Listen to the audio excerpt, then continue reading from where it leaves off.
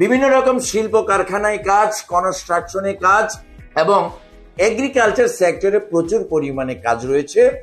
এই দেশটিতে অনেক সমৃদ্ধশালী এবং ধনী দেশ। দেশটির নাম বেলারুশ। এই বেলারুশের নাম অনেকেই জানেন। এই বেলারুশে কিভাবে আপনি ওয়ার্ক পারমিট ভিসায় স্বল্প সময়ে যেতে পারেন, এই বিষয়ে বিস্তারিত বর্ণনা নিয়ে আজকের ভিডিওর আয়োজন। সঙ্গেই থাকুন।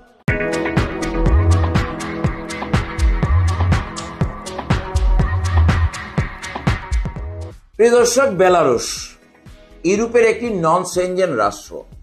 বেলারুশের পার্শ্ববর্তী দেশ পোল্যান্ড, বেলারুশের পার্শ্ববর্তী দেশ লাটভিয়া, লিথুয়ানিয়া, এস্তোনিয়া এবং বেলারুশের পার্শ্ববর্তী দেশ রাশিয়া, ইউক্রেন।